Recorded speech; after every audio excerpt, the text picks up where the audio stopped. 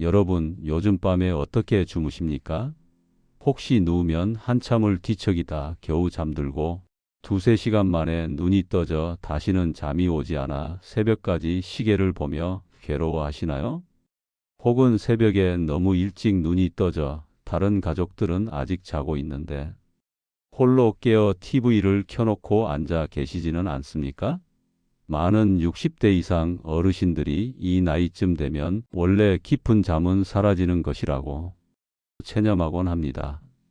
그러나 분명히 말씀드립니다.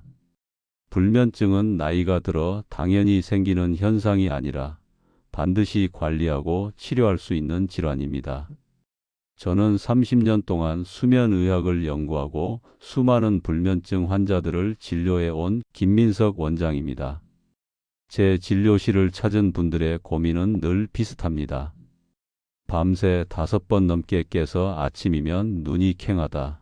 낮에는 졸려 아무 일도 못한다. 기억력이 떨어져 약속도 잊어버린다. 이런 증상은 단순한 잠 부족으로 끝나는 것이 아닙니다. 실제로 2019년 서울대 의대 연구에 따르면 만성 불면증을 가진 65세 이상 노인의 치매 발병 위험은 1.7배, 우울증 발병 위험은 2.5배 높았습니다. 또 2017년 미국 수면학회 보고서에서는 만성 불면증 환자가 정상 수면군보다 심혈관 질환 위험이 45% 이상 높다는 결과가 발표됐습니다. 즉, 잠을 못 자는 건 피곤함을 넘어 뇌와 심장, 면역 체계까지 위협하는 치명적인 위험이라는 뜻입니다. 한 환자분의 사례를 소개해 드리겠습니다. 70세 장모 씨는 10년 넘게 불면증을 겪으며 매일 수면제를 복용했습니다. 처음에는 약이 효과가 있었지만 점차 약효가 떨어지고 낮에도 멍한 상태가 계속되었습니다. 그러던 어느 날 횡단보도를 건너다 신호를 잘못 보고 차에 치일 뻔한 일을 겪고서야 진료실에 오셨습니다. 이처럼 불면증은 단순히 밤의 문제가 아니라 낮의 안전과 삶 전체를 위협할 수 있습니다. 여러분이 지금 이 영상을 보고 계신 이유는 아마도 이제는 뭔가 달라져야 한다는 절박한 마음 때문일 겁니다. 잘하셨습니다. 오늘 이 영상을 끝까지 보신다면 약에만 의존하지 않고도 집에서 바로 실천할 수 있는 불면증 해결의 7가지 생활 비밀을 알게 되실 겁니다. 제가 수천 명 환자들과 함께 검증한 방법이기에 자신 있게 말씀드립니다. 오늘부터라도 한 가지씩 실천한다면 여러분도 다시 예전처럼 밤새 통잠을 자고 아침에 상쾌하게 눈을 뜨는 기적 같은 경험을 되찾으실 수 있습니다. 많은 어르신들이 불면증을 나이 탓이라고 여기십니다. 예전처럼 오래 잘 수 없는 게 당연하지, 이제는 새벽에 깨는 게 정상이지라며 넘겨버리시죠. 그러나 의학적으로 보면 이 생각은 절반만 맞습니다. 나이가 들면 수면 패턴이 조금 바뀌는 건 사실입니다. 하지만 깊은 잠이 완전히 사라지거나 매일 밤 불면증에 시달리는 것은 결코 정상적인 노화가 아닙니다. 불면증은 크게 3가지 형태로 나뉩니다. 첫째, 입면장애형입니다. 누워도 1시간 이상 뒤척이며 쉽게 잠들지 못하는 경우죠. 둘째, 중도각성형입니다. 잠은 들었지만 두세 시간마다 눈이 떠져 다시 잠들기 힘든 유형입니다. 셋째, 조기각성형입니다. 새벽 34시에 눈이 떠져 그 뒤로는 전혀 잠들지 못하는 경우입니다. 3가지 모두 삶의 질을 심각하게 떨어뜨리고 단순한 노화 현상이 아니라 반드시 교정이 필요한 불면증입니다. 2022년 국민건강보험공단의 통계에 따르면 60대 이상에서 불면증으로 병원을 찾은 환자 수는 10년 전보다 2배 이상 증가했습니다. 특히 여성 노인의 불면증 비율은 남성보다 1.5배 더 높았습니다. 이는 폐경 후 호르몬 변화, 우울증, 만성 질환이 동시에 작용하기 때문입니다. 실제 환자 사례를 말씀드리겠습니다. 68세 이정순 할머니는 밤마다 3번 이상 깨서 낮에는 졸려 아무 일도 못한다고 호소하셨습니다. 검사해 보니 단순한 불면증이 아니라 우울감과 고혈압이 동반된 상태였습니다. 이처럼 불면증은 단순히 밤의 문제가 아니라 낮의 건강과 전신질환으로 이어질 수 있습니다. 또 하나 주목해야 할 점은 면역력 저하입니다. 2015년 스탠퍼드 대학 연구에서는 만성 불면증 환자의 백신 효과가 정상 수면군보다 30% 이상 낮게 나타났습니다. 쉽게 말해 같은 백신을 맞아도 불면증 환자는 항체가 덜 생긴다는 뜻입니다. 그래서 작은 감기에도 쉽게 걸리고 회복 속도도 늦어집니다. 이쯤 되면 불면증을 단순히 나이 들어서 생긴 자연스러운 현상이라고 넘기는 것이 얼마나 위험한지 아실 겁니다. 불면증은 몸 전체가 보내는 적신호이며 반드시 해결해야 하는 건강 문제입니다. 지금 이 영상을 보시는 것 자체가 이미 첫걸음을 내디디신 겁니다. 그렇다면 왜 나이가 들수록 불면증이 심해질까요? 저는 환자분들께 이렇게 설명합니다. 불면증은 퍼즐 조각 4개가 맞물려 나타나는 결과입니다. 그 퍼즐은 바로 호르몬, 수면 구조, 몸속 질환, 생활 습관입니다. 첫 번째 조각은 호르몬의 스위치 고장입니다. 뇌 속 송과체는 마치 밤이 되면 자동으로 켜지는 가로등 같은 역할을 합니다. 이 가로등이 켜져야 어둠 속에서도 길을 걸을 수 있듯 멜라토닌이 충분히 분비돼야 내가 이제 잘 시간이구나 하고 신호를 받습니다. 하지만 60대 이후에는 이 가로등 전구가 하나둘 나가듯 멜라토닌 분비가 줄어듭니다.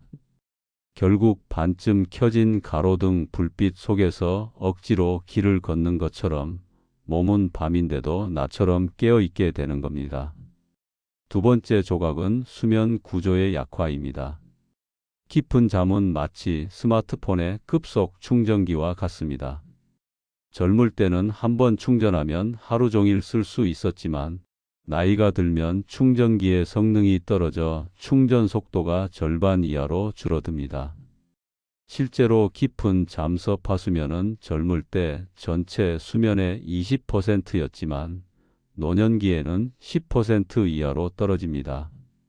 그러니 작은 소리에도 금세 깨어나고 다시 충전수면 모드로 돌아가기가 어려워집니다. 세 번째 조각은 몸속 작은 고장입니다. 관절염은 무릎과 허리를 쑤시게 해 밤마다 뒤척이게 만들고 전립선 비대증은 밤마다 화장실로 불러냅니다. 당뇨약, 혈압약 중 일부는 뇌를 자극해 잠을 쫓아내기도 합니다. 환자분들은 나는 불면증이 문제라고 말씀하시지만 사실은 몸속 작은 고장들이 밤마다 수면을 방해하는 경우가 많습니다. 네 번째 조각은 생활 습관과 환경입니다. 은퇴 후 낮 동안 활동량이 줄면 마치 배터리를 덜 사용해 밤이 돼도 방전되지 않는 것과 같습니다. 낮잠을 길게 자면 밤잠을 미리 땡겨 쓰는 것과 같고 자기 전 스마트폰 화면은 햇빛처럼 뇌를 자극해 아직 낮인가 보다라고 착각하게 만듭니다.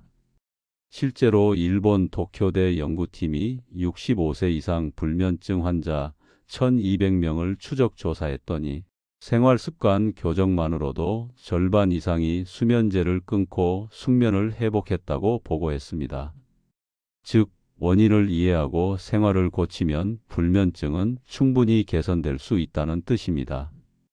불면증은 단순히 나이 때문이 아닙니다. 호르몬 스위치의 고장, 충전기의 노후와 몸속 작은 고장, 잘못된 습관이 합쳐져 나타나는 현상입니다.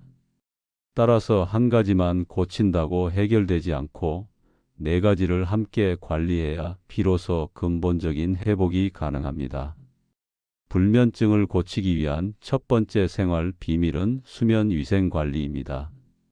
거창한 말 같지만 사실은 우리가 집에서 하는 작은 습관들을 조금 정리하는 것에 불과합니다. 그러나 그 효과는 수면제보다 훨씬 강력합니다. 먼저 침실 사용법부터 바꾸셔야 합니다. 침대는 오직 잠을 자기 위한 공간이어야 합니다. 많은 분들이 TV 리모컨을 들고 누워 채널을 돌리거나 스마트폰을 만지작거리며 시간을 보내십니다. 하지만 이렇게 하면 뇌는 침대를 깨어있는 공간으로 인식합니다.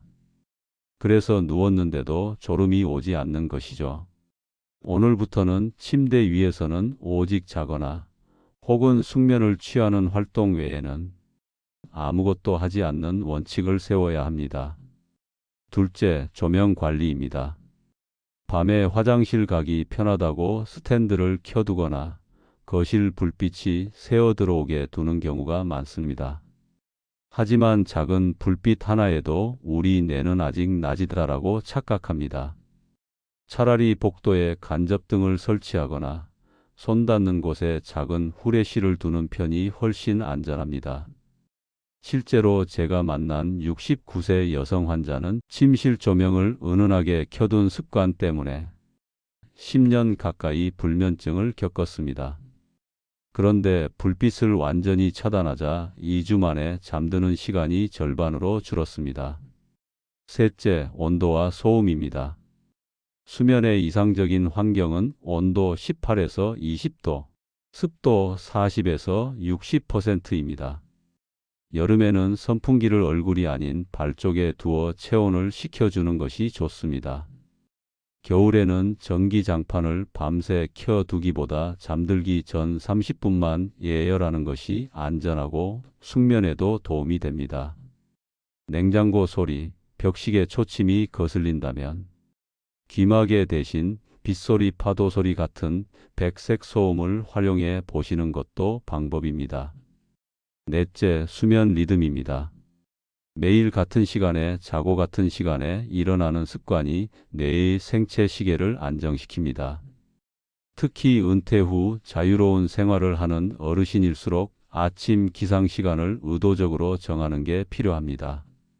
밤에 몇 시에 자든 아침 7시에는 반드시 일어난다는 원칙을 세우면 뇌가 자연스럽게 밤에는 졸음을 유도하게 됩니다. 제가 만난 75세 김모 어르신은 매일 새벽 2시에 잠들고 오전 10시에 일어나던 분이었습니다. 하지만 아침 7시 기상을 고정하고 밤 11시 잠자리에 드는 습관을 4주간 지키자 밤에 두세 번 깨던 것이 이제는 한 번도 안 깨고 아침까지 잔다고 말씀하셨습니다. 수면제도 끊을 수 있었습니다. 정리하면 침대 사용법, 조명, 온도 소음, 수면 리듬.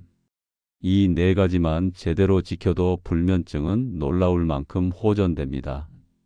저는 환자분들께 이렇게 강조합니다.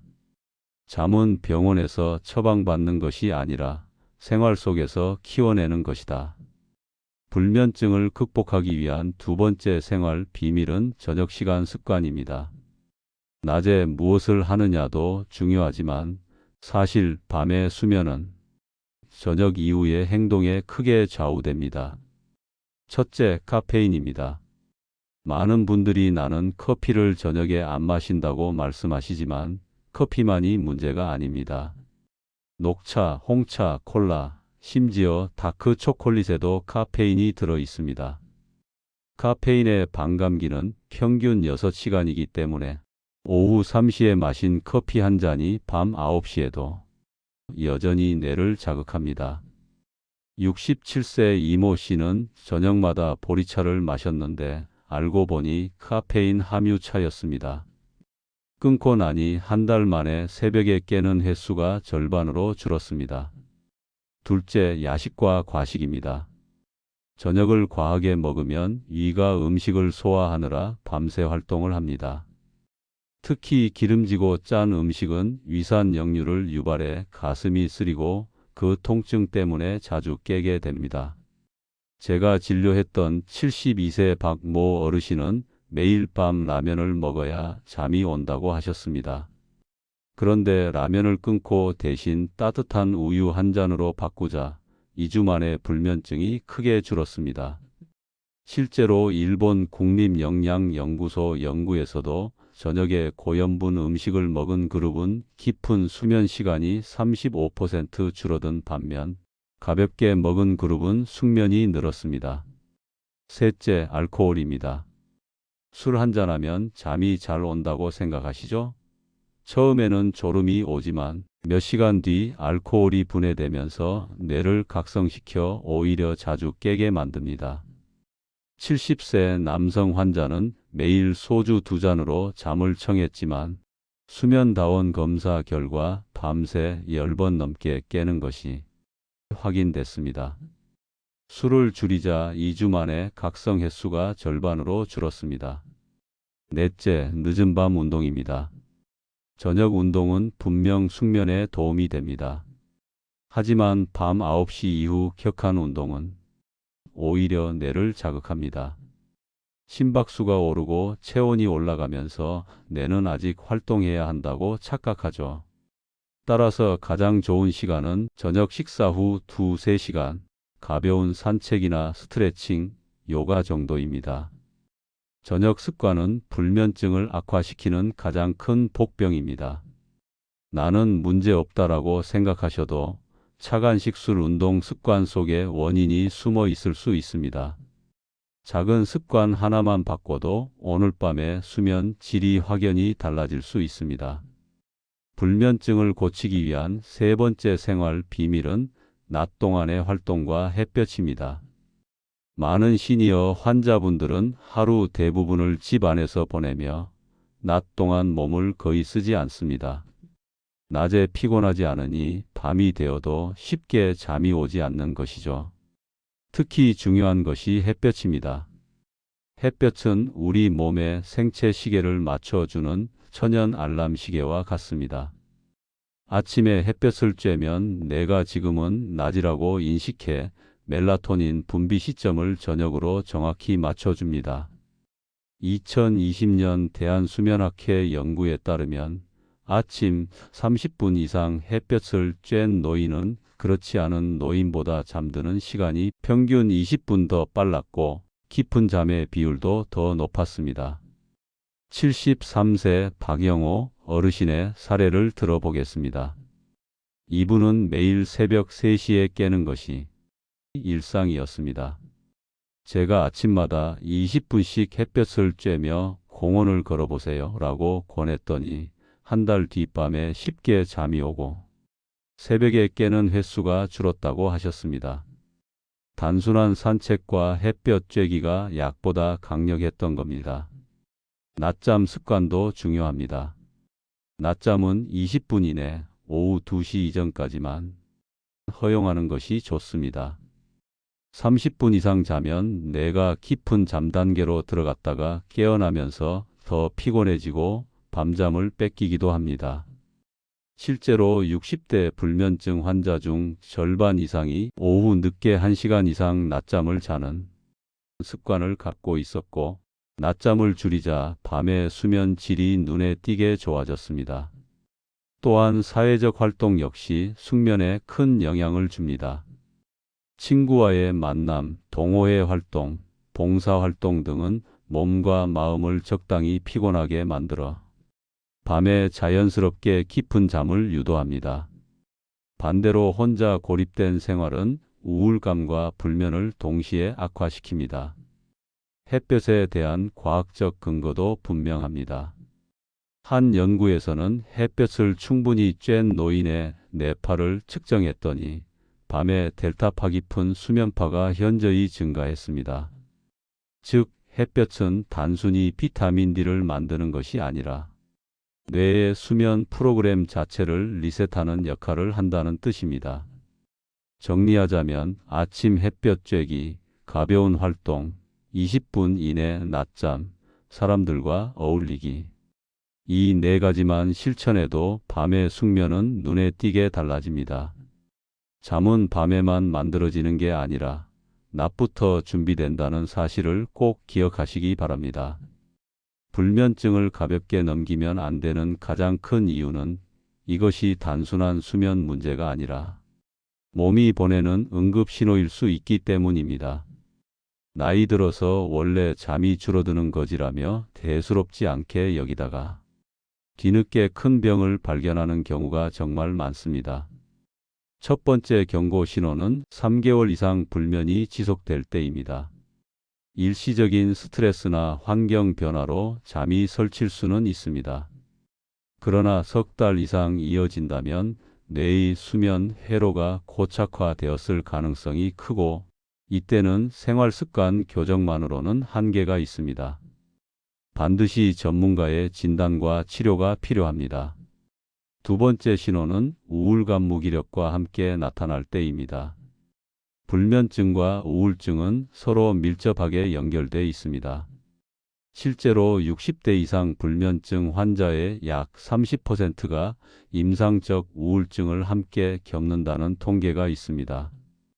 예전엔 즐겁던 일들이 더 이상 재미없다, 하루 종일 기운이 없다는 생각이 반복된다면 단순한 불면이 아니라 정신 건강의 적신호일 수 있습니다.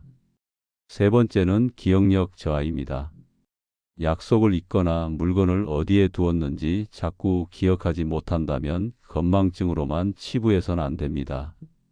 2018년 하버드 의대 연구에서는 만성 불면증을 가진 노인의 알츠하이머 발병률이 정상 수면군보다 1.7배 높다고 밝혔습니다. 즉, 불면증은 치매 위험을 끌어올리는 강력한 요인입니다. 네 번째는 신체적 증상 동반입니다. 불면과 함께 밤마다 심장이 두근거린다거나 호흡 곤란, 갑작스러운 흉통이 동반된다면 단순 불면이 아니라 심장 질환이나 수면 무호흡증 같은 중대한 질환일 수 있습니다.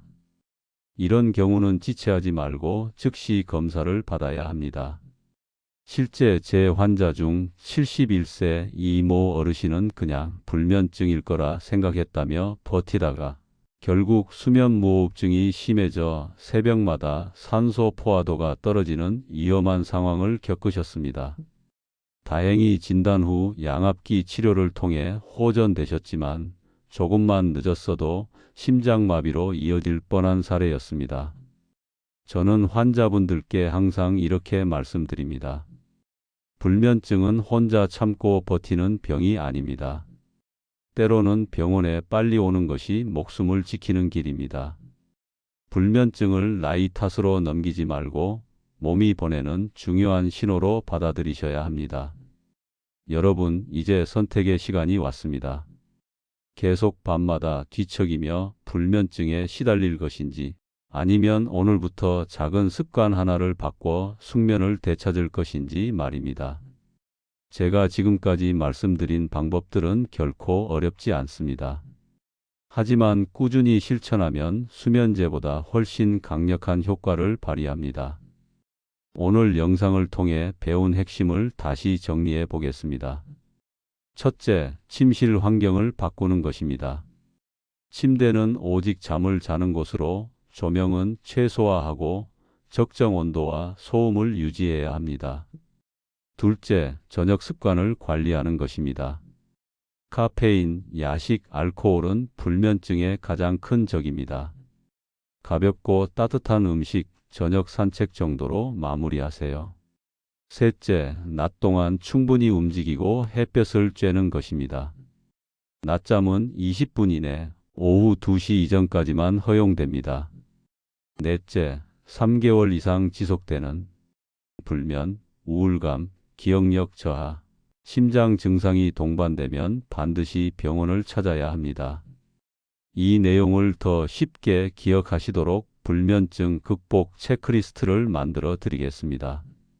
침대에서는 오직 수면만, 저녁 6시 이후 카페인 금지, 자기 전 스마트폰 TV 화면 차단, 아침 햇볕 20분, 가벼운 산책 필수, 낮잠은 20분 이내, 오후 2시 이전에만, 불면이 3개월 이상 지속되면 병원 진료.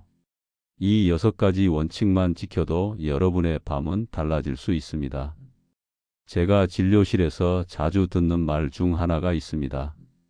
선생님, 다시 예전처럼 아침까지 푹 잘 수 있을 거라 생각 못 했습니다.